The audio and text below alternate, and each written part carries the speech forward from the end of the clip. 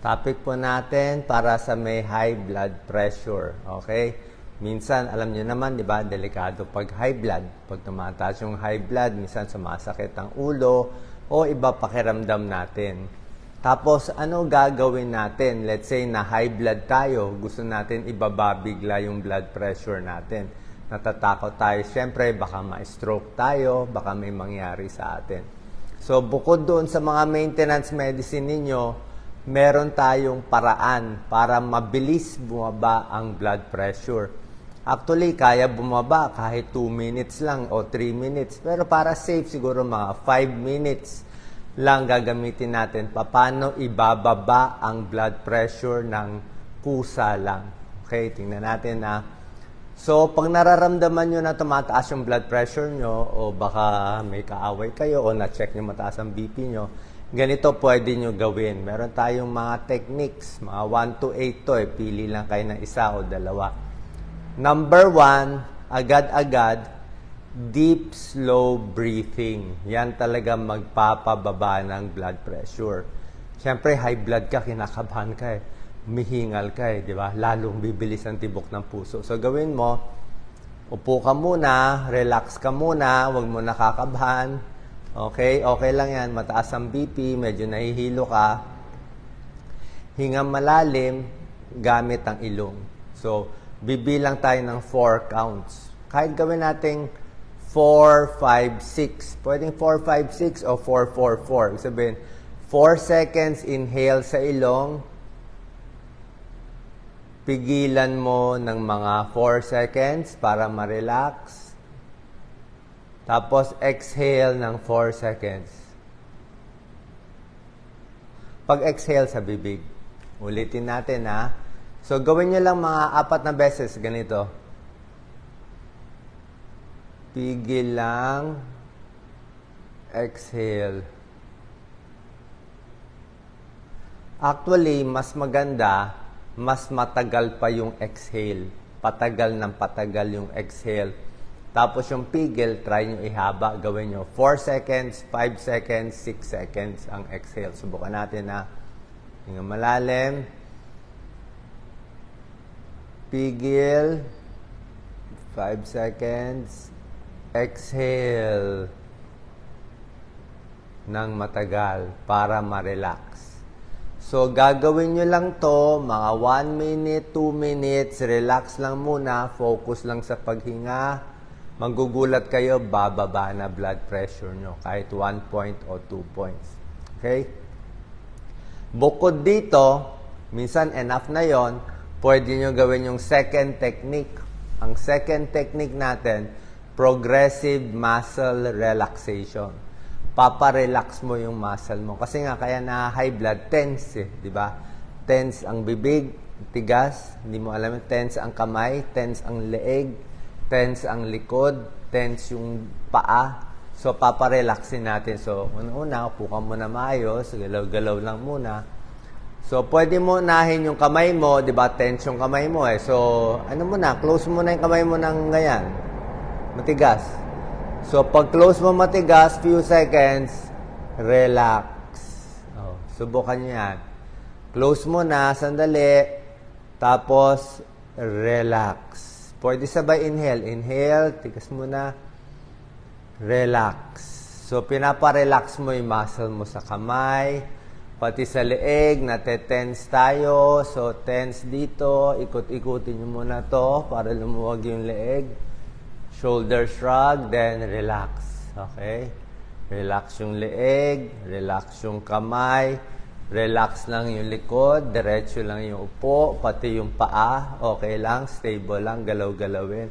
So, unti-unti mo i-relax. Pwede ka nakaupo, pwede ka nakahiga, kung walang ginagawa, kahit nakatayo, basta relax lang muna, dahan-dahan. Okay? Habang nag-slow breathing, magugulat kayo, bababa na lang blood pressure mo. Number 3 technique. Pwede kayo kumuha isang basong maligamgam na tubig. Simple lang. Isang basong maligamgam na tubig, baka na high blood ka, na dehydrate ka, mainit, napagod, natuyo lalamunan mo, kinakabahan ka, may kaaway ka, salita ka ng salita. So, relax mo na. Punta ka sa isang water dispenser, bili ka ng bottled water, kuha ka lang tubig, puka lang sa tabi, buksan mo yung tubig, relax lang, dahan-dahan, inom ng tubig. Konti-konti, hanggang makaubos ka ng kalahating baso, isang baso, relax. Okay?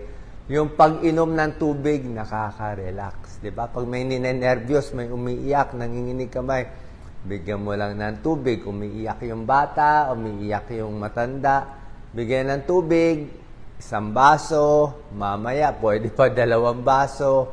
Tapos mamaya maiihi na siya. Pag naihi siya, pumunta sa banyo. Yung pag-ihi natin, nakaka-relax din yun. Kaya nga tinawag dyan sa banyo na yan, relax room or comfort room, di ba? Kaya tinawag ng comfort nagbibigay ng comfort. Kaya tinawag na rest room. Rest, di ba? Nakakapahinga ka. Rest room, comfort room. So, relax, inom, upo lang. Yan. 3 technique na yan. Pag 4 na technique, pwede rin naman nakaupo. Tulad na sinabi ko, nagbe-breathing ka, okay yan, di ba? Nire-relax mo muscle mo. Pero yung utak mo minsan magulo pa eh. Yung utak mo nagpapakabasay, sasabihin, nako, may stroke ka na, nako, lagot na. Maraming bumubulong sa utak mo. So parang mag-focus ka lang sa isang word. O, pwede mo sabihin, kalma lang. O, pwedeng Tagalog o pwedeng relax lang. O mga word na peaceful. Yan. Equanimity. Serenity. Meron ka lang word. Yung mga nagme-meditate, ginagamit nila Om. Om. Ulit ka lang ng ulit ng Om. Kasi yung Om, nagbabibrate eh. Pag nagba-vibrate, nakaka-relax. Gano'n ka lang, hinga ka lang.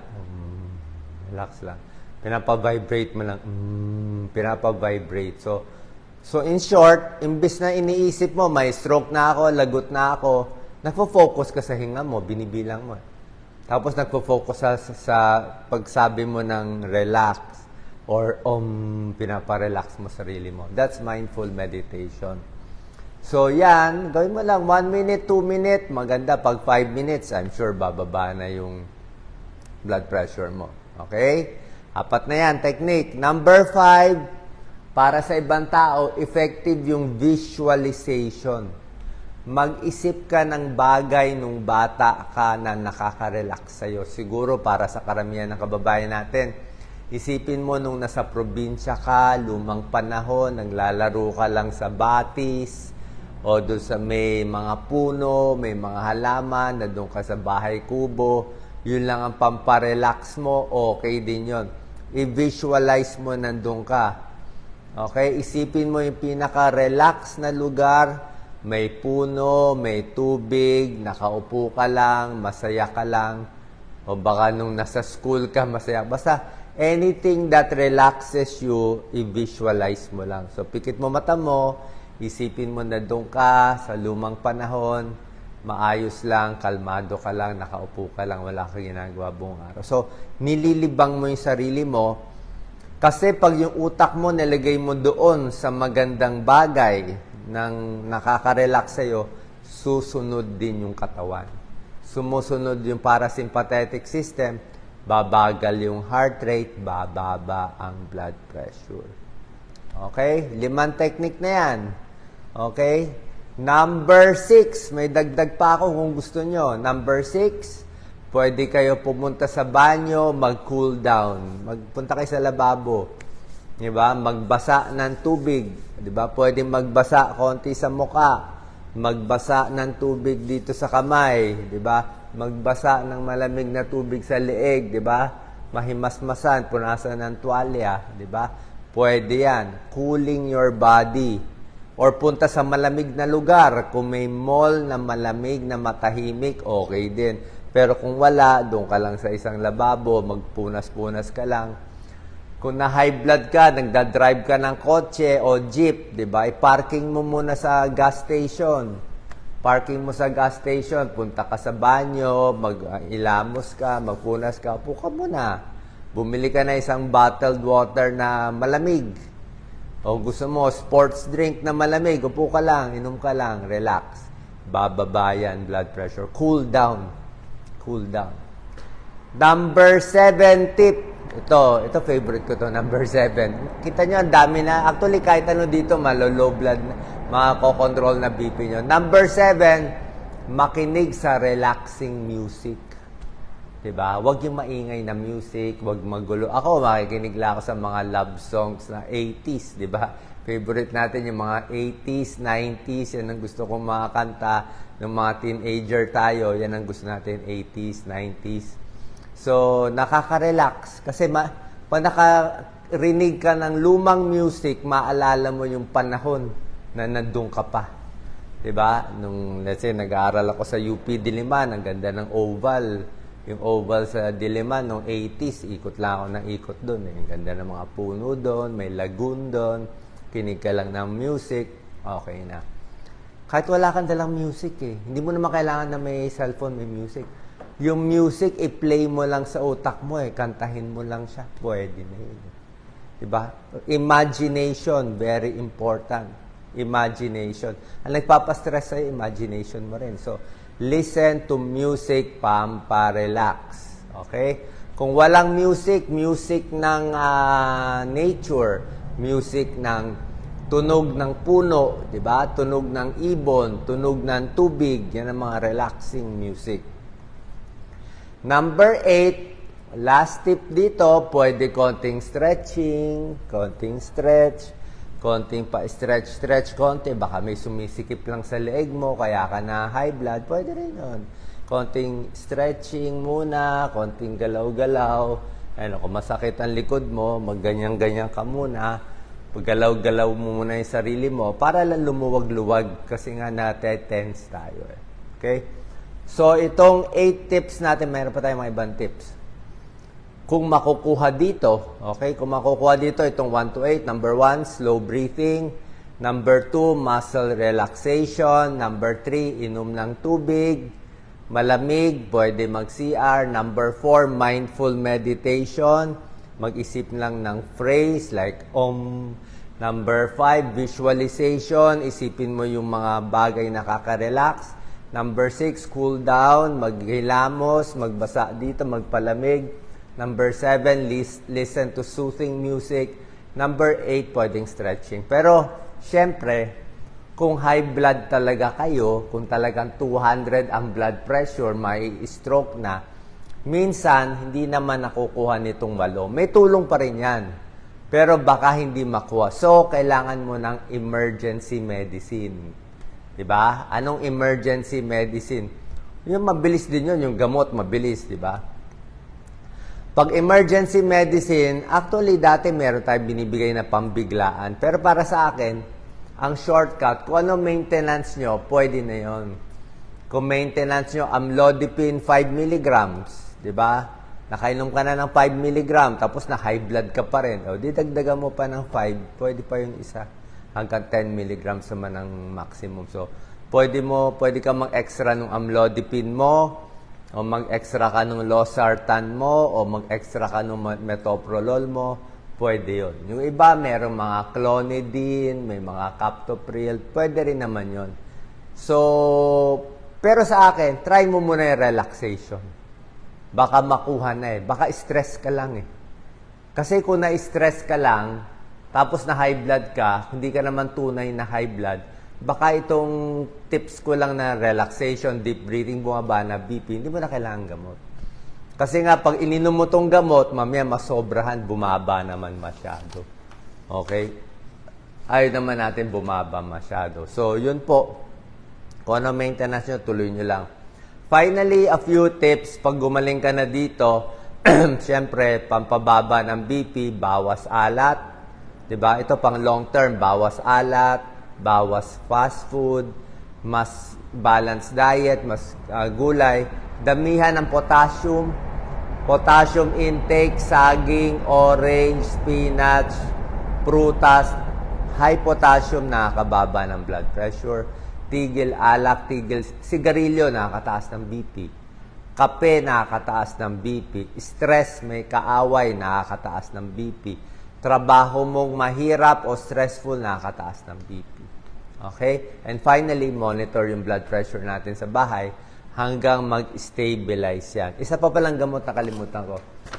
Merong gamot na, yung mahirap mabili, yung mga pamparelax, yung mga diazepam, Valium, bromazepam, mga Lexotan, yung mga Saynor, pwede rin yun. Pamparelax, mabilis yun eh. Kaya lang, medyo mahirap bumili. So, kung hindi kayo makakabili nun, mahirap makakuha ng reseta ng doktor. Pero, kung di kayo makakabili nun, na lang, okay na to. Tapos yung medication nyo. Okay? Sana po nakatulong to para itong tinuturo ko, good for anything to. Good for high blood, bago ma-high blood. Kunyari, feeling mo ma-heart attack ka, feeling mo ma-stroke ka, talagang delikado, magbabara na, itry nyo lahat to, relax. Kasi pag nirelax mo sarili mo, baka hindi tumuloy yung bara. Magbabara na sana sa utak mo, nirelax mo sarili mo, hindi tumuloy. Yung puso mo, nagloloko, ang bilis ng tibok, di ba? Magwawala na yung puso mo, mamaya tumigil yan. Pag sinunod mo to, baka mag-normal ulit yung puso. Bumalik sa tamang rhythm. Kasi nga, sobrang stress yung puso at utak, doon na stroke, doon na heart attack. Pag binawasan mo yung stress, aandar yung parasympathetic system, babalik sa normal yung katawan mo hanggang makabalik ka sa doktor mo at ma-adjust yung maintenance medicine mo. Salamat po. Sana po nakatulong to sa inyo. Share po natin sa ating kababayan. God bless.